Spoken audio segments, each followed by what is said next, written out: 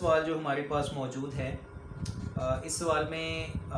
سیرت کے حوالے سے ایک واقعے کا بھائی نے پوچھا ہے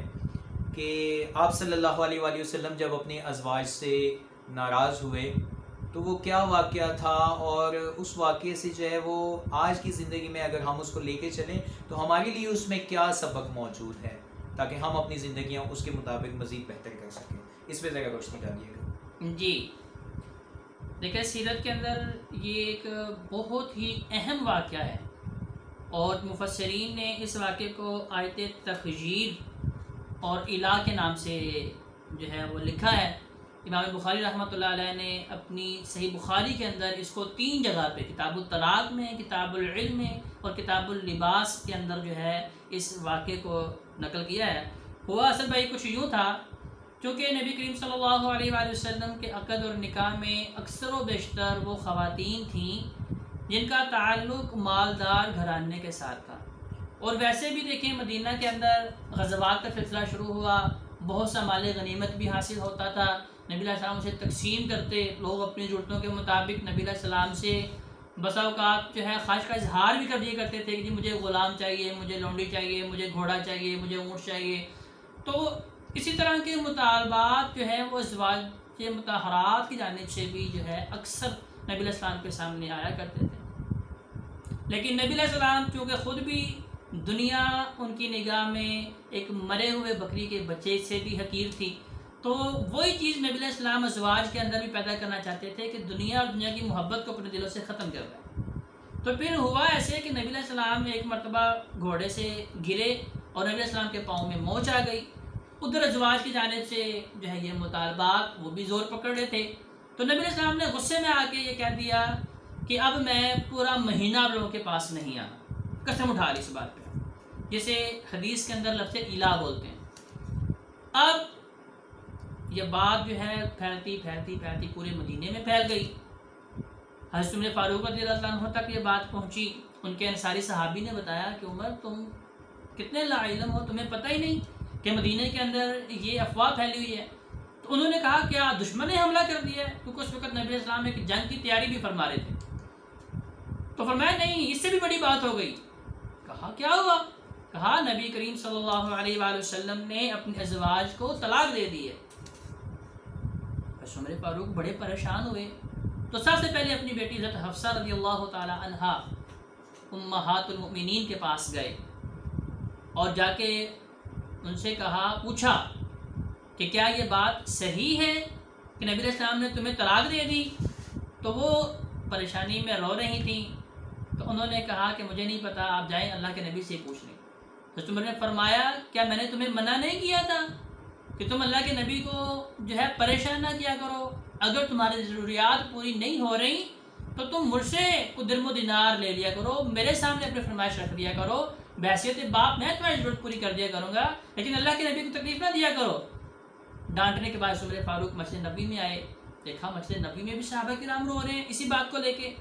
کہ اللہ کے نبی نے اپنے ازواج کو طلاق دے دی ہے، اور بس نماز پڑھنے کے لیے مسجد میں آتے ہیں، نماز سے فارغ ہو کے نبی صاحب اپنے بالا خانہ میں چلے جاتے ہیں۔ حضرت عمر رضی اللہ تعالیٰ عنہ نبی علیہ السلام کے حجرے کے قریب گئے تو باہر صحابی حضرت رباح رضی اللہ تعالیٰ عنہ کھڑے تھے۔ حضرت عمر نے ان سے کہا کہ جائیے اللہ کے نبی کو بتائیے کہ عمر آیا ہے، ہم سے ملنا چاہ رہا ہے۔ حضرت رباح گئے، لیکن اتنی جسارت ان کے اندر نہ آ سکی کہ اللہ کے نبی سے اجازت لیں، واپس آ گئے۔ حضرت عمر نے دیکھا تو خود ہی چلے گئے، قریب جا کے دروازے کے قریب جا کے اللہ کے نبی کو پکارا اور اجازت مانگی کہ اللہ کے نبی اجازت دیں، میں آپ کی زیارت کرنا چاہ رہا ہوں۔ اللہ کے نبی نے کہا جی عمر آ جائیے۔ عمر اندر گئے تو نبی کریم صلی اللہ علیہ وآلہ وسلم جو دونوں جہانوں کے سردار، جو نبیوں کے امام، خاتم النبیین، ان کے گھر کی حالت اور نبی علیہ السلام کی حالت زار دیکھ کے عمر فاروق رضی اللہ عنہ کی آنکھوں میں آنسو آ گئے کہ نبی علیہ السلام ایک باندھ کی چارپائی پہ لیٹے ہوئے ہیں، جب اٹھے تو کمر کے اوپر جو ہے اس باندھ کے نشانات موجود تھے، ایک چادر نبی علیہ السلام کے کندھوں کے اوپر تھی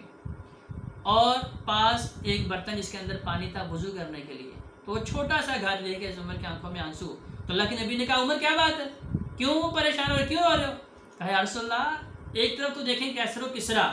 جو جھوٹے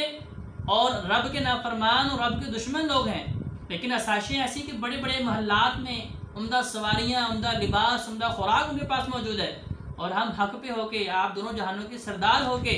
نبیوں کے امام ہو کے، حالت ظاہر یہ ہے کہ آپ جو ہے قسم پرسی کی زندگی گزار رہے ہیں۔ تو نبی علیہ السلام نے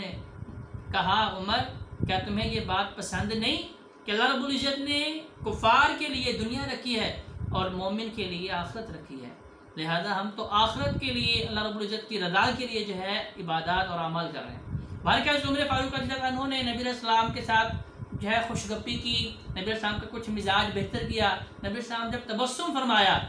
تب عمر فاروق رضی اللہ عنہ نے پوچھا کہ اللہ کے نبی، مدینہ کے اندر یہ افواہ ہے، یہ بات گردش کر رہی ہے کہ آپ نے اپنے ازواج کو طلاق دے دی ہے۔ تو نبی علیہ السلام نے فرمایا عمر نہیں، میں نے انہیں طلاق نہیں دی۔ اس کے بعد، اس واقعے کے بعد اللہ رب العزت نے سورہ احزاب کی آیت نمبر 28 اور 29 نازل فرمائی، جس میں اللہ رب العزت نے اختیار دیا ازواج مطہرات کو کہ اگر آپ اللہ کے نبی کے ساتھ رہنا چاہتی ہیں تو یوں ہی رہنا پڑے گا، اگر دنیا چاہتی ہیں تو پھر آپ کے لیے جو ہے آزادی کا رستہ بھی ہے، اگر چاہیں تو آپ اسے اختیار کر سکتی ہیں۔ لیکن ساری کی ساری ازواج نے اللہ کے نبی کو ترجیح دی دنیا کے اوپر اور دنیاوی مال و متاع کے اوپر۔ تو لہذا 29ویں دن نبی علیہ السلام جب ازواج کے پاس گئے، حضرت عائشہ رضی اللہ عنہا کے پاس، حضرت عائشہ نے کہا اللہ کے نبی کدھر؟ آپ نے تو قسم اٹھائی ہوئی تھی کہ مہینے سے پہلے میں نے ازواج کے پاس نہیں آنا۔ تو نبی علیہ السلام بھی مسکرائے اور کہا عائشہ مہینہ 29 کا بھی تو ہوتا ہے نا۔ تو بہرکیف یہ واقعہ تھا۔ اور دیکھیں اس کے اندر اخلاقی سبق کہ اب میاں بیوی کا رشتہ دیکھیں جو خالصتاً